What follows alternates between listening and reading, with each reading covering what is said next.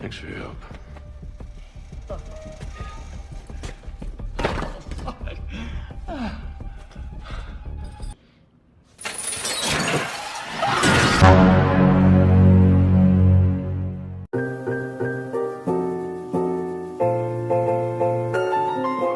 Halo Rebahaners, dimanapun kalian berada, bagaimana kabarnya? Kali ini saya akan merangkum sebuah film berjudul Death Wish yang dirilis tahun 2018 dan dibintangi oleh mantan suami tante saya, yaitu Bruce Willis. Film ini sebenarnya biasa saja sih, kayak film-film balas dendam pada umumnya. Tapi karena sutradara Eli Roth yang garap, jadi bikin saya penasaran dan lumayan menarik ternyata. Ceritanya hampir sama seperti film Death Sentence yang pernah kemarin saya rangkum di video sebelumnya. Cuman bedanya alur ceritanya lebih dikembangkan dan hasilnya cukup baik, apalagi diperankan oleh Bruce Willis yang kita tahu ekspresinya kalem-kalem membagongkan dan gak usah diragukan lagi dah pokoknya. Ya udah, tanpa berlama-lama langsung saja kenakan handsfree, simetriskan posisi rebahan, selamat menonton dan cekicro. Get it when I get back.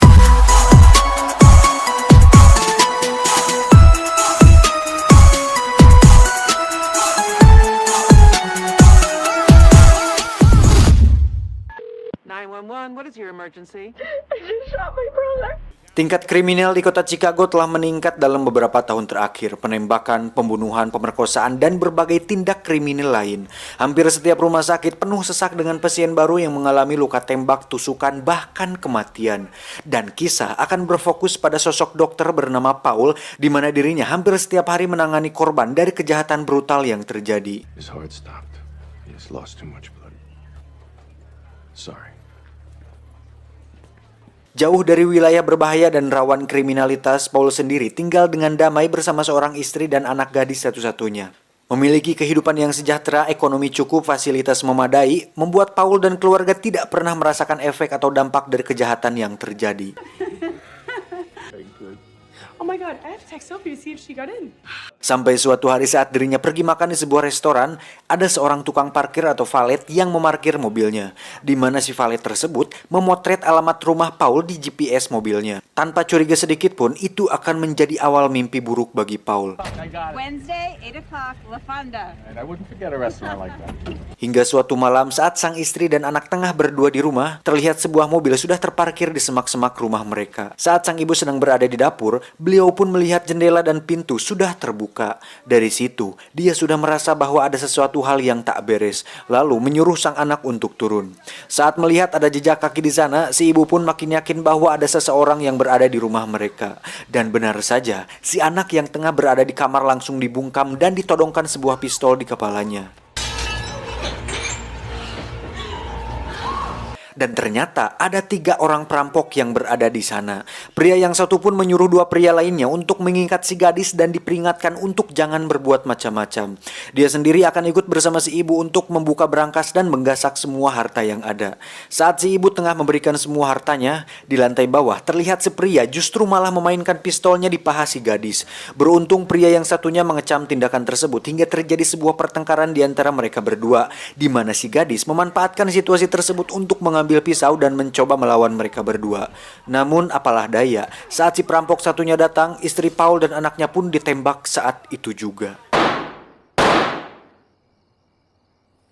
Mengetahui hal itu, Paul pun harus merelakan sang istri tewas dan anak gadis satu-satunya menderita koma. Dengan berat hati, akhirnya sang istri pun dikubumikan dengan diiringi lagu Ku Menangis dari Rosa. Maafkan jika memang kini harus ku tinggalkan dirimu, karena hatiku selalu kau lukai. Ku menangis membayangkan betapa belajarnya dirimu atas diriku. Kau buatkan cinta ini. Hingga saat dirinya mengantar sang mertua pulang, dia melihat beberapa orang asing yang tengah masuk ke perkebunannya. Di situ sang mertua mengambil senapan dan menembak mereka untuk menakutinya. Sang mertua pun mengatakan untuk tidak bergantung pada polisi karena polisi datang ketika tindak kriminal sudah terjadi. Dan jika seorang pria ingin melindungi keluarganya, maka dia harus melakukannya sendiri. Berhari-hari setelah kejadian tersebut, akhirnya Paul memutuskan untuk mendapatkan sebuah senjata demi melindungi dirinya sendiri. Tapi ternyata diperlukan izin resmi dan harus mengikuti prosedur untuk dapat memiliki sebuah senjata. Akhirnya Paul memutuskan untuk pergi dan kembali nanti. Hingga suatu hari saat dirinya sedang menangani pelaku kejahatan yang terluka, tak sengaja pistol yang berada di saku belakang celananya pun terjatuh. Paul pun diam-diam menyembunyikan pistol tersebut untuk kemudian dia akan simpan. Dari situ Paul pun belajar cara menggunakan pistol secara otodidak dari sebuah video.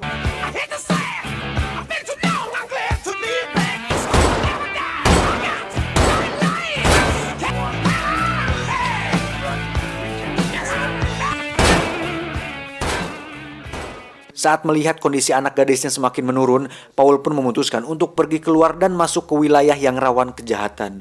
Hingga tiba di suatu jalan sepi, Paul melihat pasangan yang tengah dirampok. Sontak Paul meneriakinya hingga dirinya mendapatkan perhatian dari penjahat tersebut. Saat mobil melaju ke arahnya, Paul pun menembak mereka beberapa kali hingga mobilnya menabrak. Paul pun sempat terluka di tangannya karena itu adalah pertama kalinya dia menggunakan senjata. Di sisi lain kita akan melihat seorang wanita yang tengah mengabadikan momen tersebut, di mana itu akan menjadi sebuah awal di mana aksi yang dilakukan Paul akhirnya viral. Tak lama, salah seorang penjahat pun keluar dan akan menghampiri Paul. Namun dengan tangan kiri Paul yang masih normal, Paul pun menembaknya hingga tewas.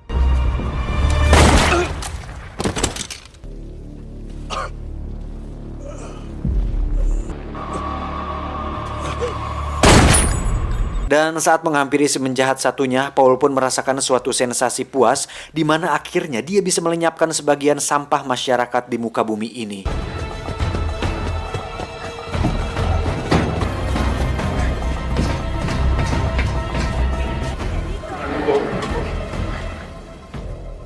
Setelah kejadian tersebut, sang korban pun bersaksi bahwa orang tersebut tiba-tiba datang dan seperti seorang guardian angel atau malaikat penjaga, di mana dia memakai hoodie dan membunuh orang jahat di sana. I mean, did you see how we stood over that guy and shot him? Because he doesn't know how to hold a gun.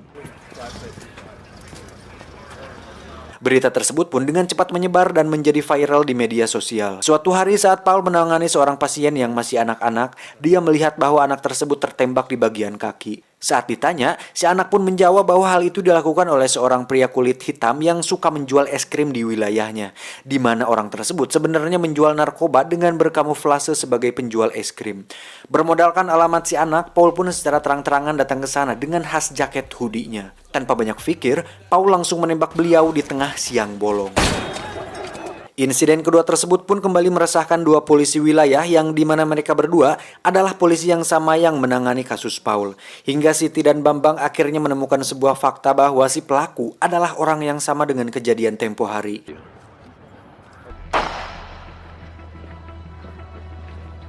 Di sisi lain, Paul pun terus melatih kemampuan menembaknya di garasi rumahnya tersebut. Hingga suatu hari saat dirinya menangani pasien yang terluka, Paul melihat jam tangan istrinya terpasang di lengan kiri si pasien, yang pada akhirnya dia menyadari bahwa orang itu adalah salah satu pelaku pembunuhan istrinya. Setelah pelaku tersebut dinyatakan mati, Paul dengan cepat mencari ponsel si pelaku, kemudian mencari informasi di mana dia bisa mendapatkan pelaku yang lain.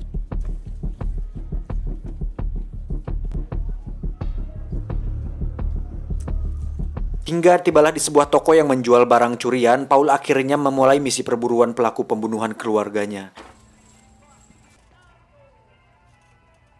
Hey, buddy, you can't be back. Ketika sang pemilik toko menyadari bahwa Paul adalah salah satu korban kejahatan teman-temannya, dia langsung menghubungi salah satu pelaku untuk datang ke sana.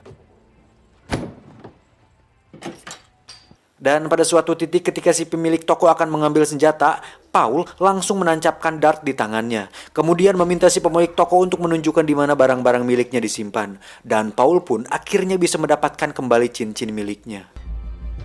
I hope it was worth it, asshole. Tapi tiba-tiba, salah satu teman pelaku tersebut pun datang kemudian menembak salah sasaran yang mengakibatkan si pemilik toko pun tewas. Terjadi tembak-tembakan di mana si pelaku akhirnya kalah karena kehabisan peluru.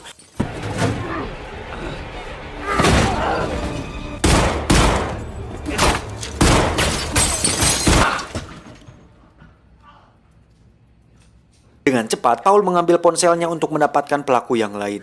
Saat lengah tersebut, pelaku berhasil menendang Paul hingga tersungkur ke sudut ruangan yang membuat bola bowling di atas rak menggelinding. Hingga saat si pelaku akan menembak Paul, dirinya justru tewas karena katengar oleh bola bowling tersebut. Dan itulah yang dinamakan apes, mamam. Atas insiden ketiga tersebut, pria berhoodie misterius pun semakin hari semakin viral dan menjadi headline news di Chicago. Siti dan Bambang pun datang ke kantor Paul untuk memberitahunya kabar baik bahwa salah satu pelaku pembunuhan istrinya sudah mati. Yang padahal itu semua adalah dilakukan oleh Paul. Paul pun dalam hatinya berkata, gawe naon atuh sia teh koplok, gua juga yang harus turun tangan, Bang. Sat! We did find this ring at the crime scene. My ring. Yeah, that's what we thought. Dengan informasi yang didapat dari ponsel milik teman si pelaku, Paul pun mendatangi pelaku kedua yang merupakan seorang mekanik bengkel, di mana pria itu adalah pria yang menggesek-gesekkan pistolnya ke paha anak gadisnya Paul.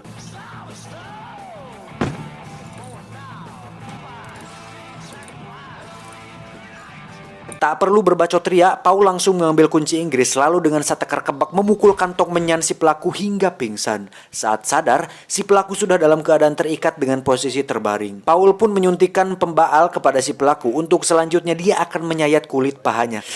Ngilu bangsat kelihatan asli loh adegan ini. Kalau ditayangin bukan dolar kuning lagi nih mah, dolar merah nih monyet. Anjir, parah loh, kelihatan asli anjir. Lanjut, karena Paul seorang dokter, dia pun mengetahui titik syaraf mana agar si pelaku merasakan kesakitan, dan itu dilakukannya untuk memaksa si pelaku buka suara mengenai pelaku ketiga yang ikut dalam kejadian tersebut. Setelah selesai, Paul pun meninggalkannya, dan si pelaku pun modar. You're not gonna kill me.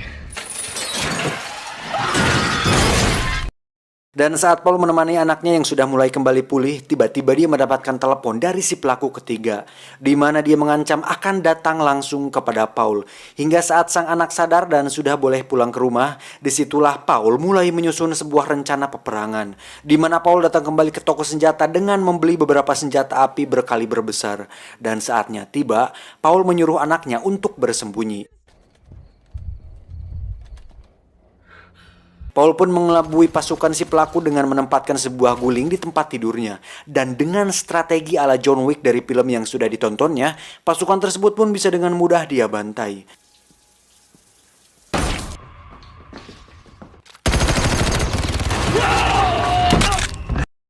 Ketika masuk ke ruang rahasianya, ternyata disitulah si pelaku berada. Paul pun ditembak di bagian samping perutnya, kemudian dengan senjata yang sudah disiapkan di bawah meja, Paul langsung memberondong si pelaku hingga tewas saat itu juga.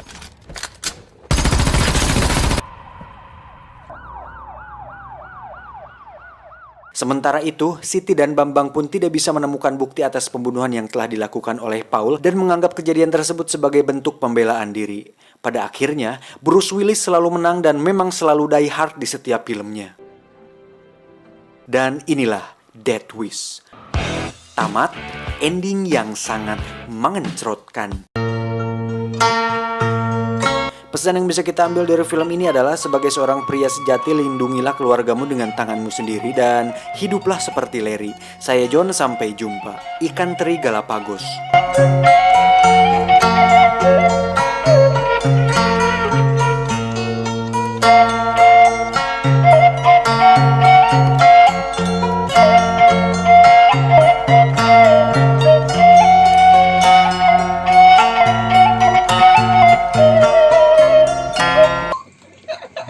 Kuncikan.